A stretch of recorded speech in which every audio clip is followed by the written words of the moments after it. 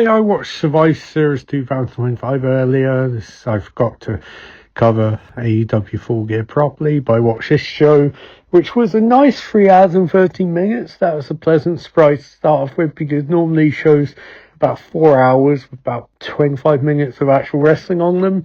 So I was pleased with its own 3 hours, but the flip side of that was that this show had one good match, and that was an overbooked mess of match. I'll get to that later on, but in the best possible way. So this show started off with the Women's War Game match, and I know it's unfair to compare WWE and AEW because, well, firstly, AEW's Women's War Games match was like Blood and Guts match, whatever, was like the first one they'd ever have in company, and also those women are mad and they're into deathmatch stuff, so they were determined that every ounce of that match would be as chaotic as possible, and it was incredible. And this was not. Now, I'm going to say, personally, I think if you're going by like a match which is structured, this was probably better, but it just wasn't entertaining to watch. And I think that's because, as good as some of the action was, it was just boring. I mean, I liked AJ Lee come back, that was cool, and Rhea Ripley's a goddamn star, but I guess its problem for this match is star power wise, this is stacked. I mean, you've got Becky, you've got Charlotte, you've got Alexa, you've got Rhea Ripley, you've got AJ Lee, so yeah, and Asuka, Kairi Sane, huge guys. So star power wise, this match is goddamn stacked, but it's just a big bag of nothing. And I think the problem is they're not allowed to go. I mean, even Io's incredible spot off top with the trash can, it doesn't feel it's spectacular. It doesn't feel like it, because it feels like I don't know how to describe it. It's just, it's not thrilling, you know, because I feel like it happens all the time, and I think they've kind of taken for granted that. And I also think Triple H is terrified of like the female wrestlers in WWE actually having like proper hard hitting matches, because this just, I don't know, it just didn't vibe. It just felt like they're coasting on how over and star power rather than actually being a good match. So I wasn't vibing on this one at all. I also think the finish of the AEW Women's War Game match was incredible, and this was just like, okay, you know, gotta be the story, I guess. Dom versus John Cena was incredibly over the top and not great from an in-ring perspective, but from a storytelling perspective, man, what a match. I mean, everything. John Cena taking all of those moves, taking the tequila bomb, I think it's called, and the pop rocks, and then like the Judgment Day, and then Liv coming. Oh, it's just brilliant, proper bollocks. And I think it's kind of like maybe placement for matches meant that John Cena's match, I don't know, I feel like maybe I should have started the show, but then could the women follow that? Because nothing is followed on the fucking show. And then you got Stephanie Vaquer versus Nikki Bella, and I think it was decent. It's just sort of like, you're watching, like, I mean, it's one problem with Triple H's booking, isn't it? It's really predictable, and there was never a sense in this match that Nikki is going to win. So it's kind of like, it's like he's planned to WrestleMania.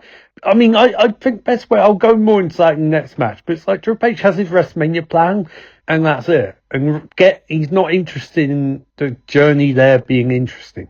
Which goes to the next match, because spoilers, Team Brock wins, and Braun Baker beats CM Punk. And here's the problem. So I think I found this last with the like Liv Rhea stuff from last year. It's like Triple H's plan then was clearly, I want to do Liv versus Rhea at WrestleMania, but it's like, but you don't have story for that. And I think the same thing for the hints of Braun versus CM Punk. It's sort of like, that is not going to last to WrestleMania in a satisfactory way. Like, unless you do a title change. But he doesn't seem to want to do title changes, like, on a regular basis. He's terrified of them. So just get these long title reigns. And one thing I do like about AEW is it did this story of Jon Moxley, and finally Hangman Page unseats him, and then Hangman Page holds down for a few months and loses it. I know people thinking, oh, that's bullshit, but I'm like, no, you've had a long reign by Jon Moxley. Why would you need another long reign? Sometimes you got to have incremental reigns. But Triple H is like, nah, I Cody versus Roman. And it's like, yeah, but Cody doesn't need to hold the title until WrestleMania.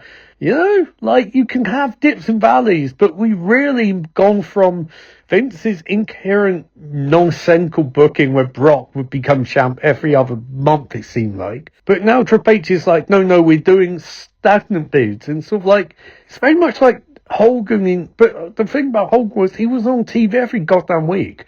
I mean, it's things like Cody and Drew's story sucked because, like, logically Drew should beat him at some point, but Drew keeps losing, which makes Drew look like a joke, which means Drew and Punk finally renew their battle in this match, and Drew's not getting much reaction. No one really cares. Yeah, Punk and Brock, but Brock comes in and starts bashing people about, so you don't get the build up to Brock versus Punk that you should get, because it's like an iconic, Brock is, I don't know, as a person, I have no understanding.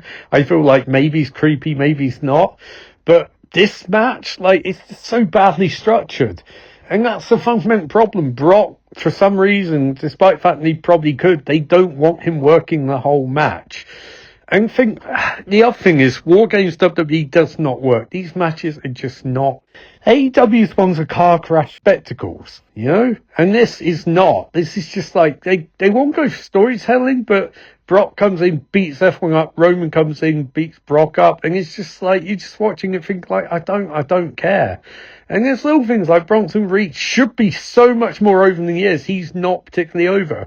Bron Breakker should be treated like Brock Lesnar, but he's not. I mean, he's almost breaking his neck, taking doomsday devices. And I just think, like, it all feels so much going through motions, and think it's been a terrible year for WWE booking.